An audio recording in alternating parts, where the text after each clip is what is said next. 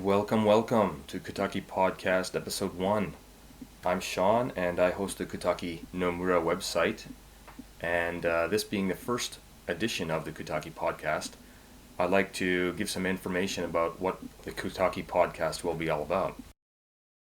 Earlier this year, I was reading about podcast technology on the web and realized what a useful method of communication it could be for the Bujinkan community, and that it could provide a helpful way to share thoughts and ideas as well as news and event type information among the members of the Bujinkan community.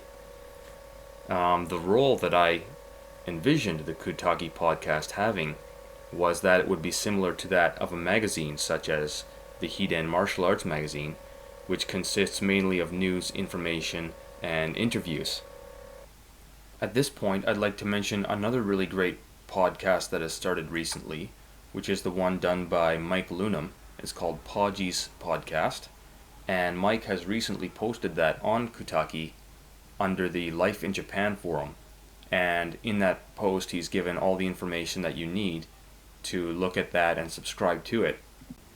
Mike has spent a lot of time living and training in Japan, and so has a lot of experience as life as an expat, life as a foreigner, and really combines a lot of anecdotes and helpful information with his great sense of humor. And I really encourage everyone to subscribe and listen in to what he has to say. There's a lot of really helpful information there.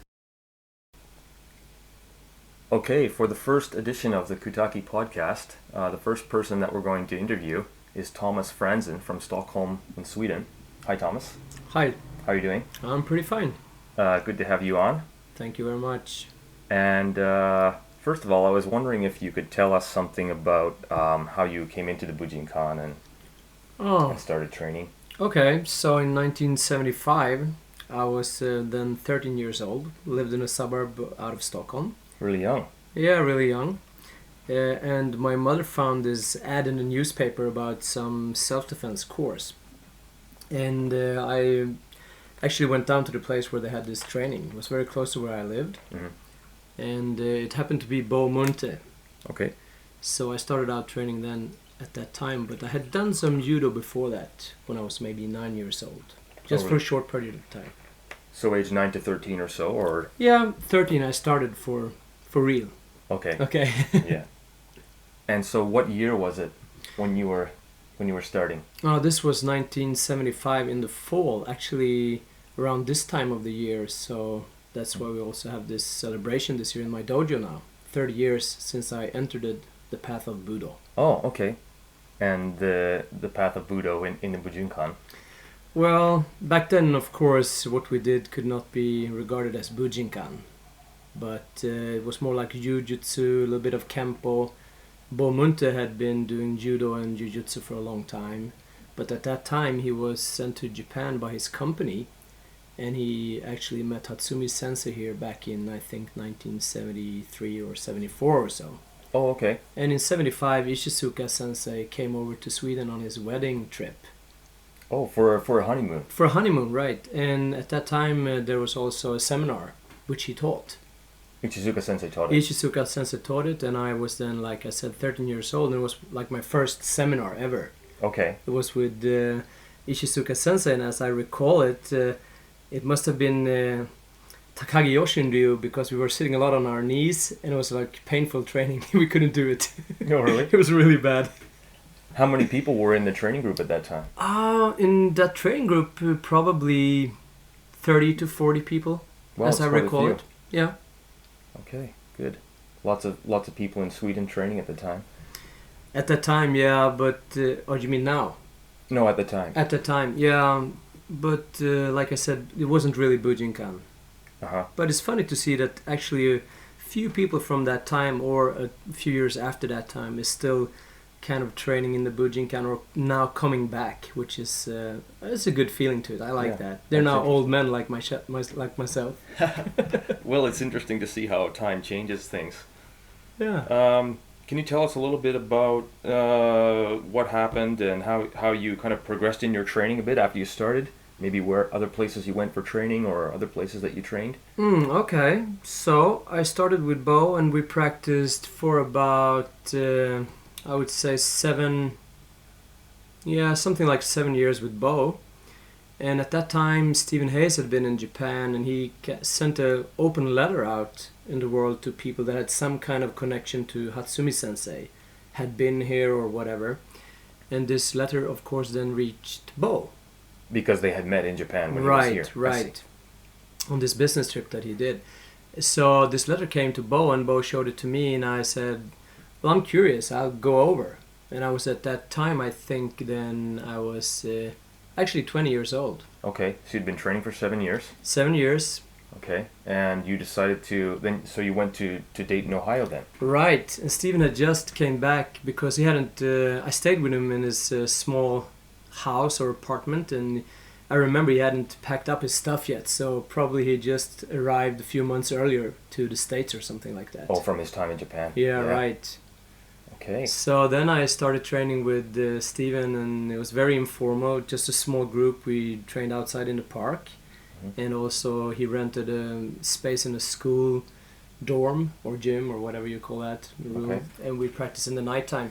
So it was quite funny, and it was actually very different from the kind of training I've been doing in Sweden before. With Bo? Yeah, for me it was very different, so I was really hooked on and thought it was great. Okay. Can you say maybe what some of those differences might be? Well, of course, what you have to realize is that Steven had spent at least some time in Japan, for a few years or whatever. So he had more direct training with Soke, Hatsumi Sensei at that time. So, of course, he was more into the kind of training that was going on here, I guess. I see. But of course, I was very young, and looking back, in the rear mirror, even that was probably far, far away from what we're doing today, but still it was very different for me, and it had a good spirit to it. I really liked it. Yeah. Well, Hatsumi Sensei himself keeps evolving all the time, so I guess that's why he wants people to keep coming back. Right. For more. That's why I'm here right now. Okay, great. Well, how long did you stay in Dayton then? Well, at that time I stayed for 2 or 3 weeks, and it was in the springtime in April. And I was so hooked on that when I came back, I talked to my good training friend, was Michael Svens. He doesn't practice anymore. I said, this is really great training. We have to go over. So we worked our asses off and went over the same fall. Yeah, to the States, to Dayton. Yeah. And then we kept going like that, and those ninja festivals were going on, and Soke came over in, I think, 82.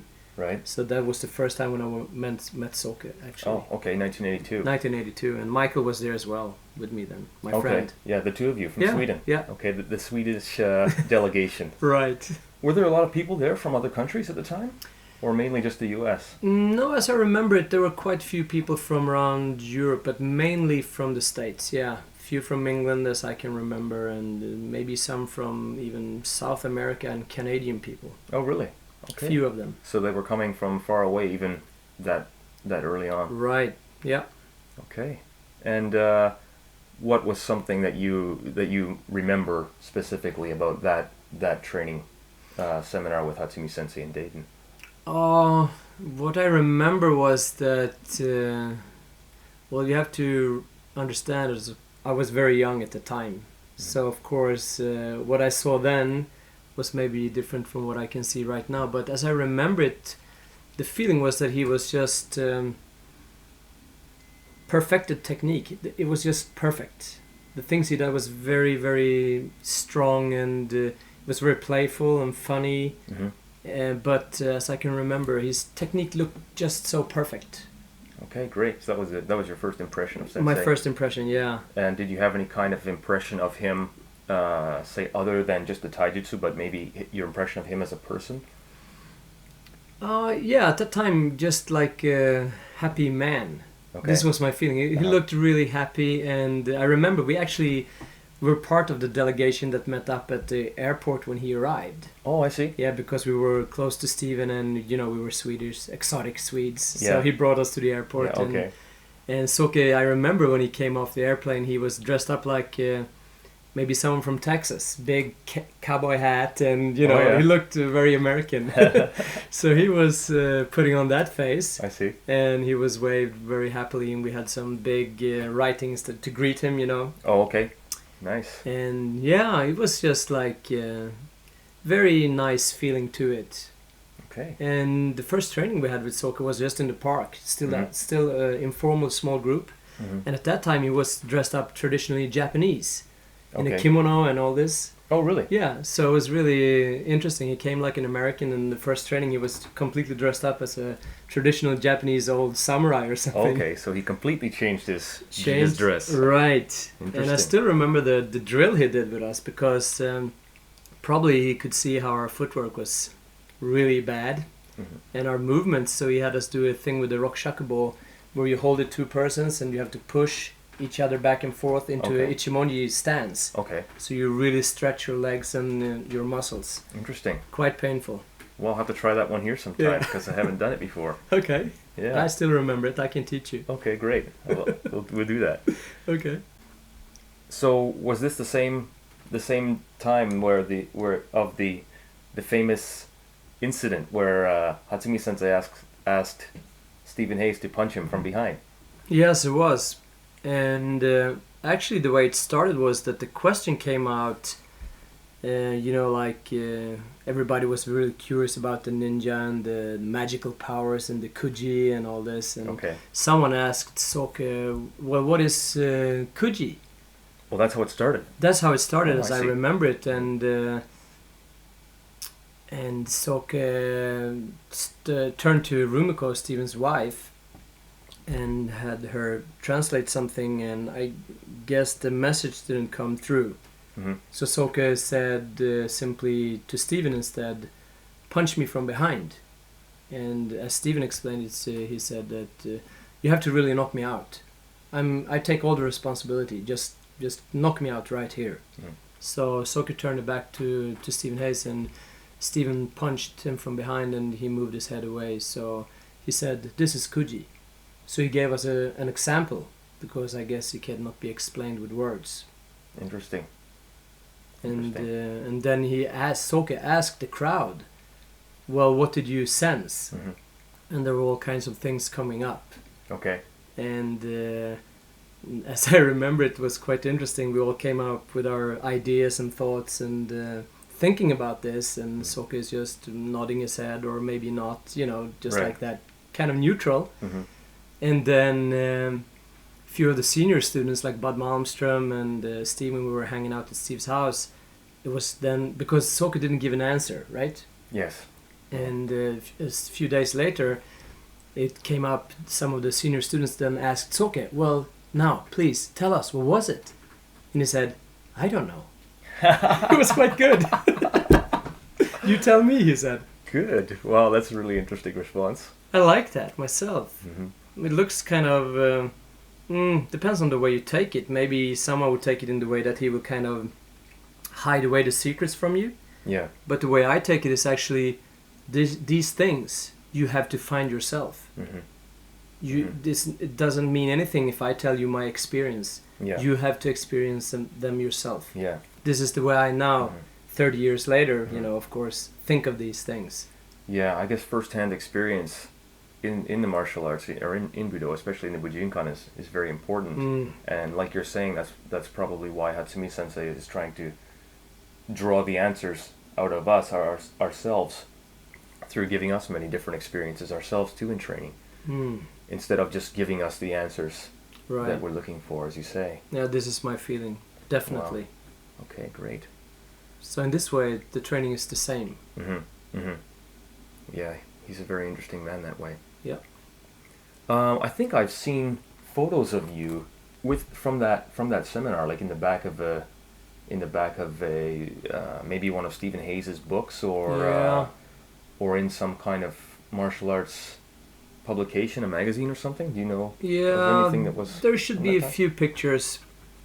Yeah, one I think is in a book with is it knife fighting? I think anyway, Soke is having a knife on my throat and I'm ready to die right Uh-oh. there. I've seen that picture somewhere. Okay. And also Mike and me are in the background of this group photo or whatever.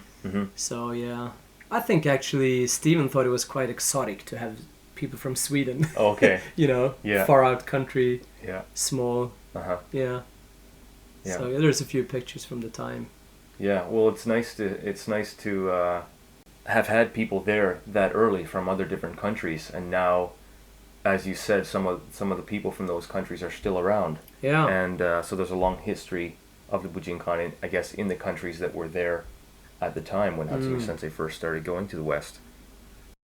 For now, we'll stop the interview at this point, so we can get to training. Good. Thank you very much. Thanks for coming on, Thank and look forward to speaking with you again. Thank We you. look forward to speaking with you again.